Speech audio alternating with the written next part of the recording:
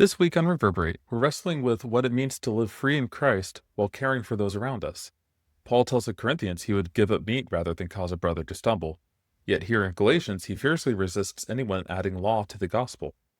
So, how do we know when to lay down our freedoms for others? And when is standing firm actually the most loving choice? At the center of it all is a question: are we keeping in step with the gospel? Last time we talked a lot about slavery and how performance added to the gospel is slavery. But this isn't just internal to us. We live in a community, and we see Paul sometimes in 1 Corinthians, he talks about causing a brother to stumble, and I will never eat meat unless I make my brother stumble. But then here in Galatians, we see these Jewish people that are trying to put the law forward as you have to obey this. And he calls them false brothers and has very strong words for them. So where's that balance of not trying to cause another brother to stumble, but when does that cross over into slavery and performance-driven action? Because I see Paul reacting different ways in different situations. So how do we wrestle through that? I think the simplest way to state it, which is not the simplest way to live it out, but I think the simplest way to state it is Paul is so committed to the gospel. It's the cross of Jesus, period. He's so committed to that he is willing to change his personal social preference in order for the gospel in its pure form to go out as powerfully as it possibly can. I think that's what drives him in those contexts. However, he is not willing to adjust the content or to distort the gospel by adding to it in any context. And I think if we can go back to the gospel as the key decider there, then I think that's probably the best way to get inside Paul's head. So we'd have to say, in order to wrestle with it, what does he mean? Don't cause a brother to stumble, or don't be a stumbling block. Don't offend is another translation, but offend there it means causing to stumble. It doesn't mean what we might think of as offend. It doesn't mean somebody doesn't like what you do. Paul did all kinds of things that other people didn't like, including other Christians didn't like. So clearly that's not what he means. In fact, it's interesting because the word for stumbling block, when it says don't cause another brother to stumble, that word's not used all that many times in the New Testament. It's used a few times when Paul says something like that, and the other primary place it's used is when it says that the Jews stumbled over Jesus, who was the stumbling block. In other words, they're saying, we're coming to God through the law, and Jesus is actually what trips them up in that case. But it's because they're not coming through the gospel there. So if we were to go and connect then to say, what does don't cause a brother to stumble? It should be one of the passions of every Christian. I do not want to cause another brother to doubt or turn away from the true gospel of Jesus, whatever that means. Like whatever that would take, whatever preferences I say, no, I can live with other preferences. Whatever it is, I do not want them to stumble, to fall away, to turn from the gospel, to distort the gospel, to any of those things. So, in other words, it'd be possible to take a conservative option and say, I don't want to cause them to stumble, and this person's struggling to understand and believe the gospel. If they see me doing something that they think is wrong, I don't want that to be a stumbling block from them, a barrier from coming to the gospel or resting in the gospel. I don't want that to be there. So you'd say, I don't want to do the less conservative option in order to not make them stumble. But you could go the other way too, and you could say, if someone thought, to use a silly example, we could expand it to more real ones, but a silly example, if somebody thinks you have to not wear blue shirts in order to be a believer in Jesus, and you say, no, I want you to know the gospel isn't about your shirt color, so I might wear a blue shirt on purpose. That's fine, because I'm not really distorting the gospel. It might offend in one sense that brother, but it's not drawing them away from the gospel. It's not pushing them away from the truth of Jesus Christ. It's actually trying to clarify it. So Paul is not going to say, sure, to these people who in the false teachers in Galatians, Paul is not going to say, Sure, add whatever you want to the gospel, as long as you got the gospel in there, because he knows that draws them away from the gospel. Instead, he's going to say, these things are not important. And I will not bring Titus and say he has to follow the Jewish law. He won't do that, even though these people think that's what you need to be a believer, because it would distort and pervert the gospel. It would draw them away from the truth of the gospel through Jesus Christ. So that's what causing a brother to stumble has to mean. If we put these pieces together, it has to mean not they don't like it. Obviously, the Jews didn't like Gentiles eating unclean food, but that's not why Paul has a problem with what's going on. His issue is they're coming saying you must eat this way in order to either have God's favor or have a greater, better experience of it, at least, right? Some way that God's going to be more favorable towards you than he is in the gospel of Jesus Christ. He won't go to the more conservative position if it's going to draw you away from the gospel like that. So it just has to be drawn back to what drives you to the real truth of the gospel. And I want to make sure that my preferences and my actions don't trip someone up in finding the real gospel. That's a helpful distinction to make, because that's one thing I've wrestled with, and you brought it up in the sermon of it's not always the most conservative position. So in the context of Galatians, these were people that claimed to be Christians, they claimed Christ, but they were still presenting the law. And it could be easy in that setting to think, it's probably just safer to obey the law. Paul had the wisdom to call that out and say, no, this is not correct. This is distorting the gospel. And I think, point out any errors in my thinking here, but one of the differences in Corinthians, when he is then saying, I'm not going to eat meat offered unto idols, is by him eating that meat, if someone thinks that there's some power, they're Christian, but they still believe or still have a feeling that there's a power in the idol, and seeing Paul eat that meat could make them stumble, could trip them up into thinking, oh, I'm going to eat this, and they still have this worshipful feeling towards the idol while doing so that hasn't been fully wrestled through yet because they're a new Christian or whatever. So in both cases, like in the meat offered unto idol, Paul took the more conservative position.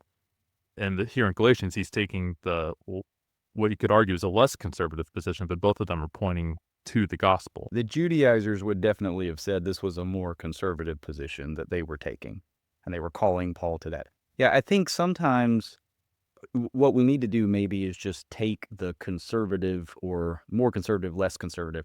Maybe we just shouldn't even use that scale at all. Like that whole way of establishing what it is not really built on the gospel. What's the most true to the gospel? That's where Paul's going.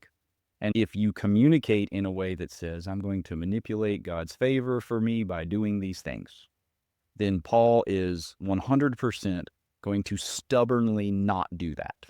I'm not going to manipulate God's favor, supposedly, as if you could do that anyway.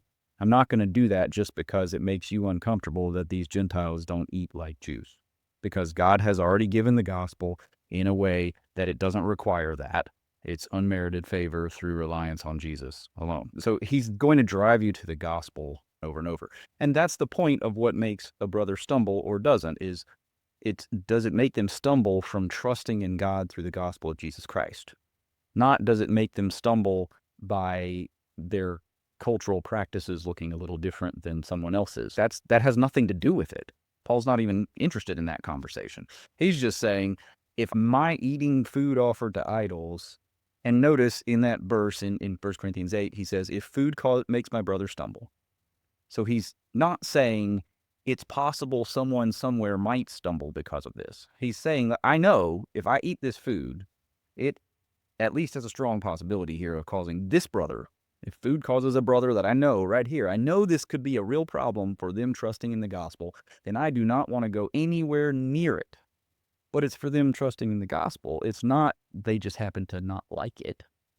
That's driven by cultural preferences. That's driven by where we were born. You could talk about what an American Christian sees as offensive in some ways versus what a Chinese Christian sees as offensive in some ways. And in different places, the question is, to use the language of Galatians 2, are you keeping in step with the gospel? Are you preserving the truth of the gospel?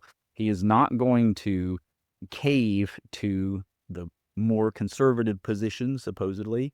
He's not going to cave to that because it's not in step with the gospel. He'll gladly give up his preferences on other issues in order to have the gospel go forward. That's a separate conversation. So as we talked about at the beginning, we live in a community, and we should take into consideration how we are pointing others to the gospel. So in that, if you have two Christians that love God and they have different views on some hot button topic, what are some ways that they can come to unity in the gospel without compromising their conscience and without causing the other to stumble? I think that one of the big things is that we must always be gospel people, and our community must be shaped by the gospel. There's a book titled The Community Called Atonement, describing the church. And you could literally look at that and say, this is what is supposed to define a church. They're the ones who've been atoned by the grace of Jesus. That's it. That's the only definition needed, is the gospel. Or another guy coined a word, Michael Bird, he said the church is the community of the gospelized, which is a lovely made-up word. But the idea is right. At the core of who we are as believers, as a church that gathers, it is the gospel of Jesus Christ. So we need to make sure that we aren't thinking, I have unity with these people because we happen to have the same cultural practices. If we think that, then obviously we're going to run into problems when we don't have the same cultural practices. We don't have any common ground. The gospel creates the unity that lets us disagree on other things. That's the whole point. And then we can talk about it.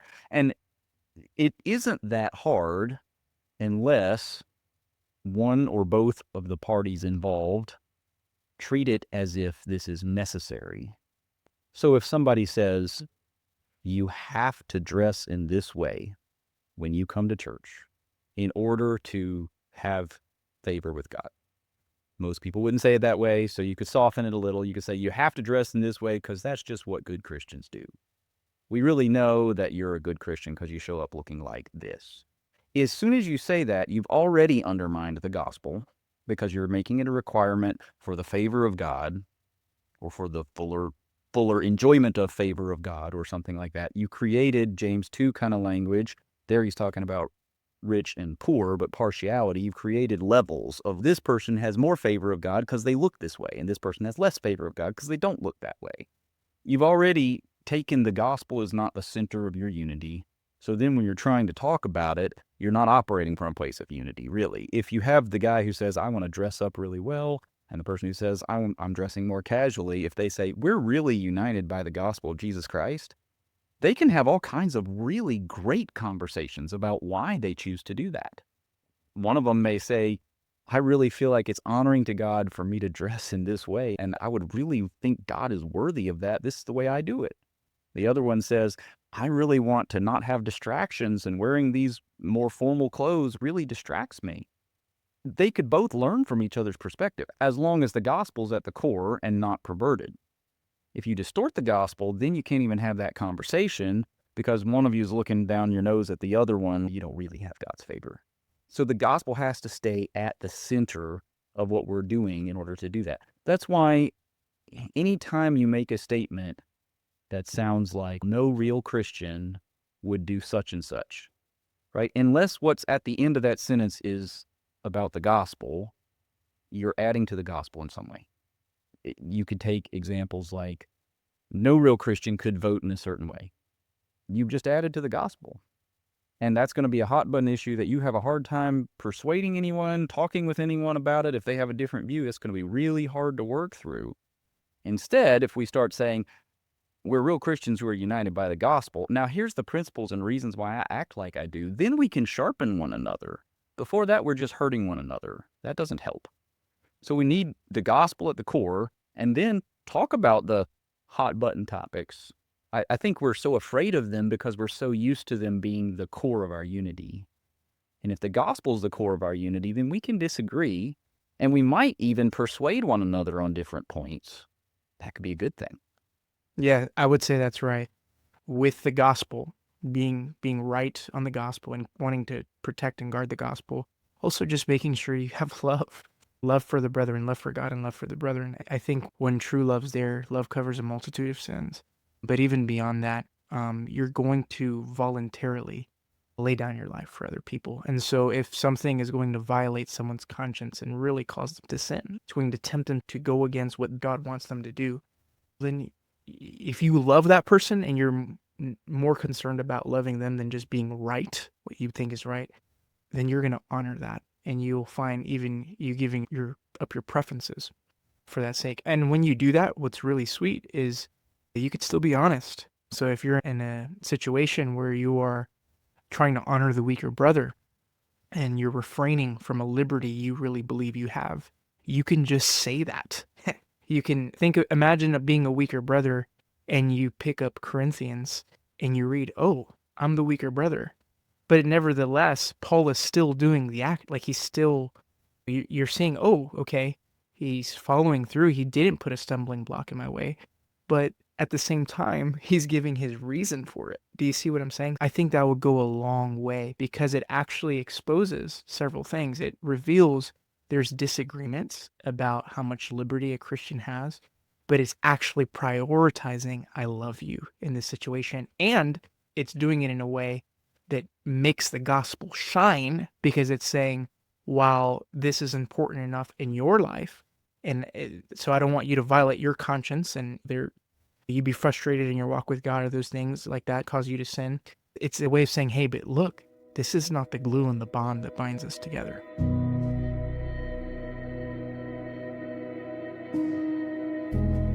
Thank you for listening. Next time we'll look at spiritual disciplines and ask another important question. We should want to please our Father through prayer, Bible reading, and obedience. But how is pleasing our Father different than trying to earn His favor? We'll dig into how grace reshapes even our disciplines in the Christian life.